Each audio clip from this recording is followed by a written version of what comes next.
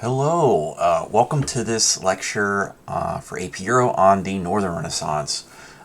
This lecture is going to detail how the Renaissance spread outside of Italy and how it impacted places outside of Italy. If we look at this image here, so here you can kind of see how the Renaissance spread. Again, the Renaissance, the time frame is roughly, late 1300s, throughout the 1400s, early 1500s. For the Northern Renaissance, we see it from the 1400s into the 1500s, and then it kind of fades into the Baroque era, at least as art is concerned. Intellectually, it fades into the Protestant Reformation, among other things.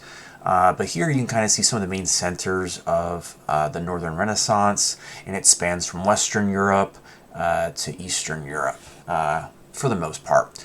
Here you can see, churches, academic centers, and cities were the main points of the Northern Renaissance as well as the Italian Renaissance. So let's look at one important aspect that we see spread in this period that is not just related to the Northern Renaissance, but eventually the Italian Renaissance, and that's the printing press. I cannot understate how important the printing press was, especially to the first semester of this class. A common trend students like to weave into their writing in this class, at least in the first semester, is dealing and discussing the printing press. The printing press was invented in a German area by Johann Gutenberg in the 1400s. 1430, 1440, something like that. And then it quickly spread throughout German areas and then into other parts of Europe and then outside of Europe. Printing was not invented by the Europeans. The Europeans like to take credit for a lot of inventions and things in this period, not just the printing press, but the Portuguese caravel ship, navigation techniques, when in reality they just kind of took it from Asian cultures, the Ottomans, the Chinese, etc. In this case, printing was something they took from the Chinese. The Chinese had been printing for centuries at this point. It's one of their four great inventions, along with paper, explosive, and navigational tools like the compass. Printing with movable types was invented by the Chinese, but Johann Gutenberg and the people that followed him in the printing world, they did bring iron cast printing to Europe with iron prints, and made it a little bit easier for Europeans to deal with and more kind of movable and easy to move around. Each letter having its own little block, and moving those blocks of letters around, you can create different words. So this was an important development for Europeans, and it was pretty easy to use, pretty easy to figure out. It made writing and translation a whole lot easier. So it spread incredibly fast. Arguably, this would be like if some sort of new internet was invented today. I don't even think like ChatGPT and AI is as impactful as this was in the development of human technology and things like that, at least for Europeans. So what are some components of this invention, and what are some impacts that it had? So number one, with the printing press, ideas associated with the Renaissance, with the scientific revolution, and with the Protestant Reformation and future eras such as the Enlightenment, the Revolutionary era, those can be spread much more quickly. Writing something down on a pamphlet or a newsletter takes so much time, and it requires people to be literate, to be writers, and things like that. With this, you have a lot more printed material, so you can get these printed material into the hands of people a lot more quickly. And you can include images. Images can be, produced on wood blocks and reused over and over again. So if people can't read, you can get images to them quickly, as you see right here. You can see maps printed a lot more similarly and with fewer errors. With writing things too, when you write things over and over again, humans are prone to make mistakes, whether we realize it or not. and when you use the same wood block over and over and over again, it's going to print the same image, the same letter, or the same map or whatever over and over again until the wood block or the printer fails, the printing machine fails. So you have a lot less mistakes, a lot more efficient process, a lot more quicker process. I think I saw something, it's about 80 times quicker, at least 80 times quicker, if not more, than with printing something than writing something by hand. You also have these printing centers set up in cities, by libraries, universities, academic centers, religious centers, so you can really get these ideas out into the open quickly. So it not only, was impactful for getting out ideas, it was also impactful for challenging ideas. If you're a critic, or maybe you didn't like the Catholic Church, you could challenge those institutions a lot easier and get people on your side a lot easier. This eventually allows for the production of newsletters, mass media, newspapers, magazines, books. You can publish debates. People became these early sophisticated, you could say, social media users back then. For example, a very famous one, Martin Luther. Martin Luther loved to argue via the printing press. There's no internet, there's no Twitter, there's no Facebook where you can just comment back and forth with people and get into fights and create these long threads of comments and things like that. But in this period, 500-600 years ago, you could print your arguments out, send them around, have people respond to them, then you could respond back. And eventually this is going to develop into something like the Enlightenment. I'm not going to say the printing press caused the Enlightenment. I'd say, the scientific revolution was much more of a bigger cause for the Enlightenment, but it definitely did contribute. It's a supporting factor. Finally, with the printing press, you have the growth of literacy and the growth of vernacular languages. We look at these maps over here and we see the border, kind of modern borders, the UK, France, Spain, Germany. This is not what it looked like back in the early European modern period. We have, over 1,000 different kingdoms and tons of languages. There's no national French language. There's no national Spanish language. There's no national German language for the most part in these areas. These languages were different from area to area, from province to province, from kingdom to kingdom. There's no national school system. There's no national library system. There's no national college system. If you're an academic or a leader, you're going to learn Latin and you're going to speak in Latin for the most part. That eventually becomes French, when French becomes, the center of Europe around the time of Louis XIV in the 1700s. But in this period, it's Latin. With the printing press, however, that changes. We have these local languages get further developed, and along with these local languages get further developed, that develops a natural culture, and eventually certain vernacular languages win out and become the main dominant language. There's a famous saying that a language is just a regional dialect with an army. The strongest dialects with the most supporters and the strongest armies will win out and get rid of the dialects that don't really have support or armies or guns. So that's kind of what we see develop in this period, or start to develop. We're ways away from nationalism, we're ways away from the nation state of the 1800s, but we can kind of even trace that back to the development of the printing press, among other things.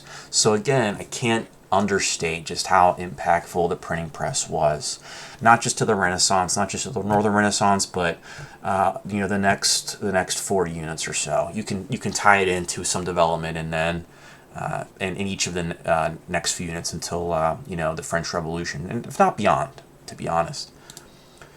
All right, so let's look and see how the printing press and other things contribute to the Northern Renaissance. So what are some similarities? So first of all, again, printing is a similarity. We see printing remain the same. It's important to the Northern Renaissance, but it was also important to the Italian Renaissance. We see the universities and the humanists of Italy rely on the printing press as well and print out their ideas, thoughts, beliefs, etc. Humanism and the other isms, individualism, secularism, civic humanism, those all remain an important part of the Northern Renaissance. They also are, interested in classical Greek and Roman texts and themes. You see, references to ancient Greece and Rome in the Northern Renaissance as well. And then we also see a patronage. These Northern Renaissance artists and scholars did not write or create or build on their own. They had support from wealthy Northern European leaders. And again, when I say Northern European Renaissance, I'm referring to just any Renaissance work that's done outside of Italy. There's lots of Spanish Renaissance artists. Technically, they'd be, as far as the College Board is concerned, they'd be a part of the Northern Renaissance as well. But here we see a portrait of King Henry VIII, the guy that had lots of wives. That was done by Hans Holbein. So we see this as well. We see children of these wealthy elites, of these patrons of the arts. They send their kids to humanist or Latin schools as well for a classical education. One last point, the Hanseatic League is this area in Northern Europe. You can see it pictured over here with some of the major cities. Just like we saw the Italians have a masterful trading route, a very lucrative trading route in the Mediterranean, getting those goods from Asia, from the Byzantines and from the Eastern Roman Empire, from the Ottomans in some cases. We see a trading network in the northern part of Europe, in the northern seas of Europe. It wasn't as expansive, because the Italians did connect their trade routes to Asia and get lots of Asian goods and connect to that Asian Indian Ocean trade network.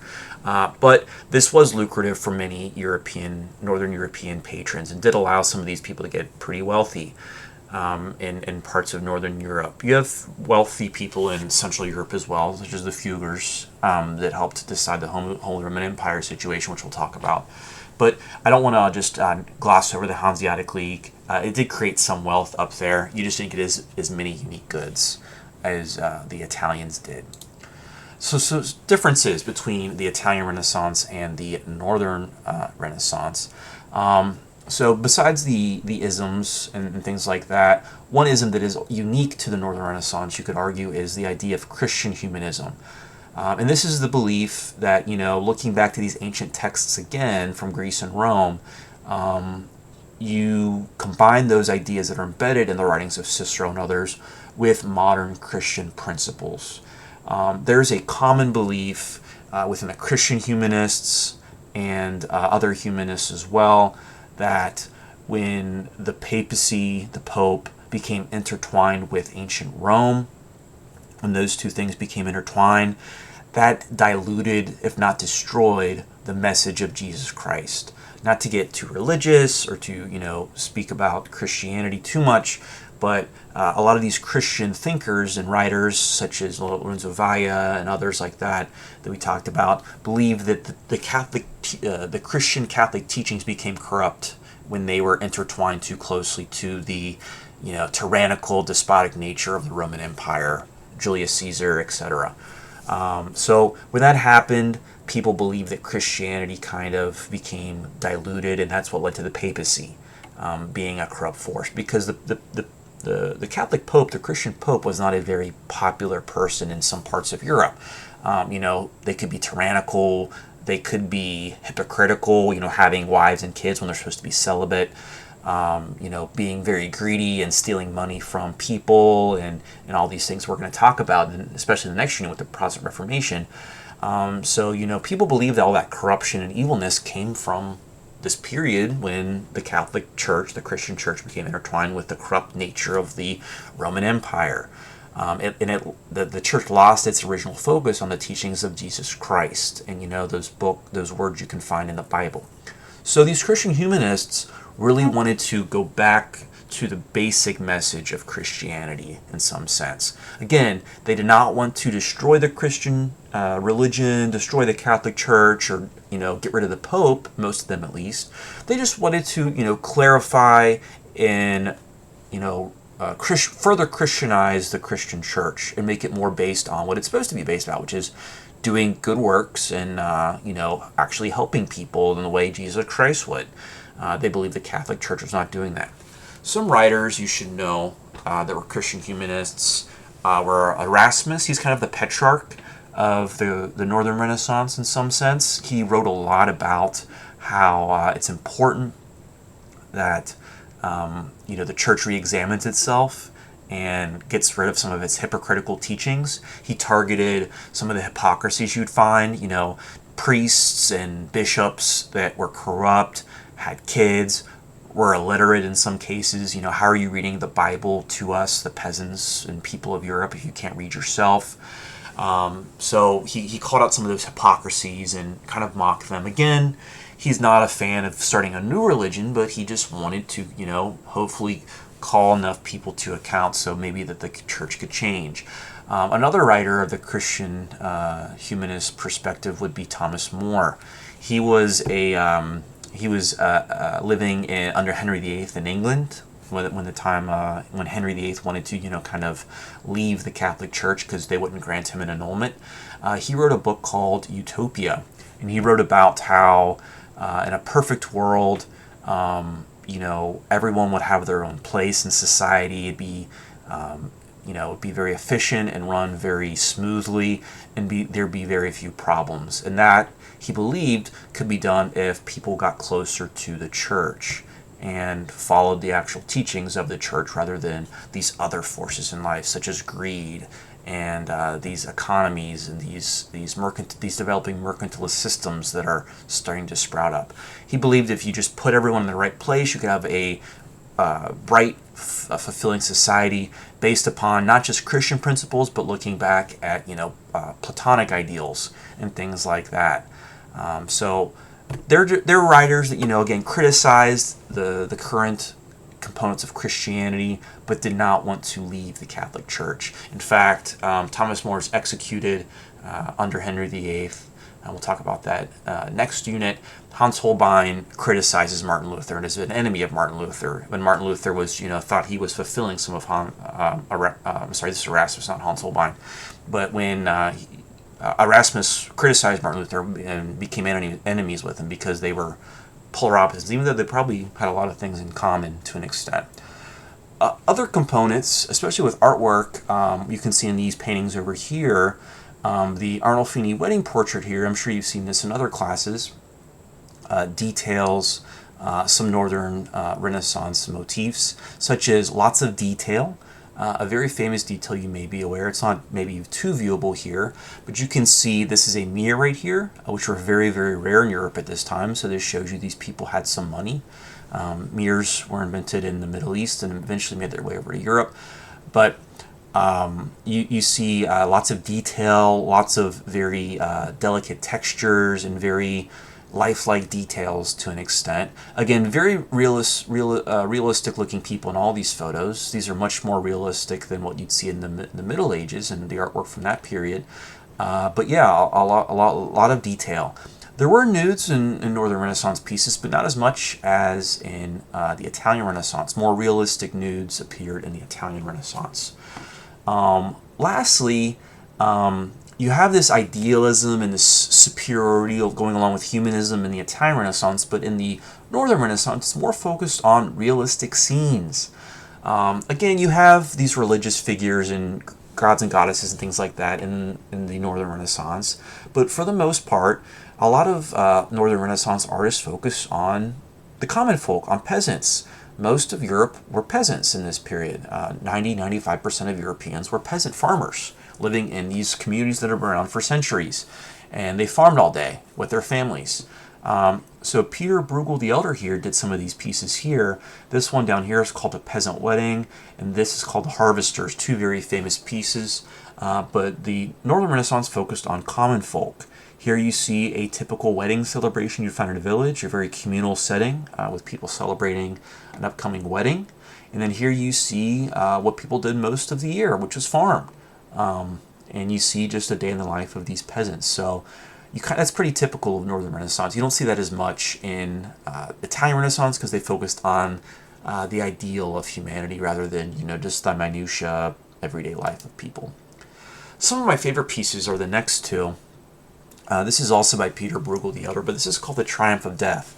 This is such an important piece over the next few units. I think it represents, I don't think, but this is what other people have said that I kind of stolen this idea from. it kind of shows you that what people were worried about in this time period. So it was made in the 1500s, and Europe from the from the bubonic plague, arguably up until 1648, Europe had tons of awful things happen. Deadly war after deadly war, famine after famine, plague after plague. These awful things that just made living life in Europe incredibly dangerous, at least compared to today.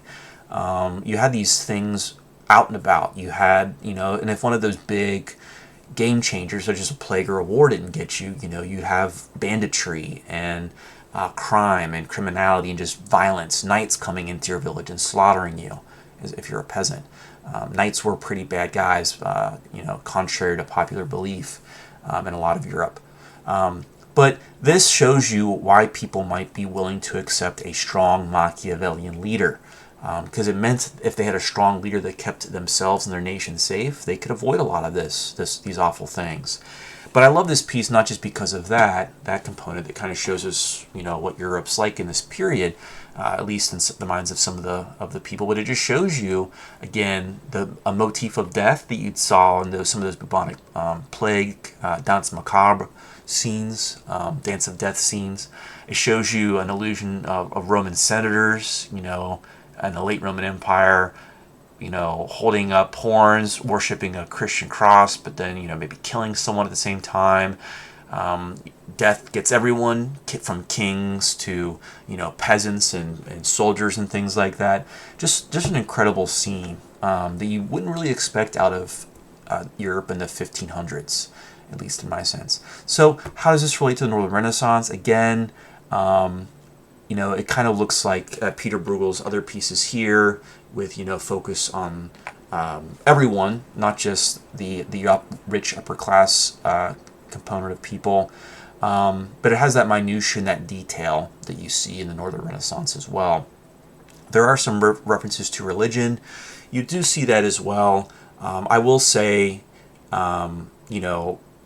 while there were focus on secular components of the Northern Renaissance, they do focus at times more on Christianity, more so than ancient Greece and Rome, but it's not a big difference, I would say. But yeah, that's the Triumph of Death. We'll come back to this in other lectures. And then lastly, this is a Madonna. A Madonna is a piece of art that has the Virgin Mary, and then usually Jesus Christ or an angel, in this case both, might be in the painting as well. But a Madonna at least has the Virgin Mary that's important to Christianity and other religions.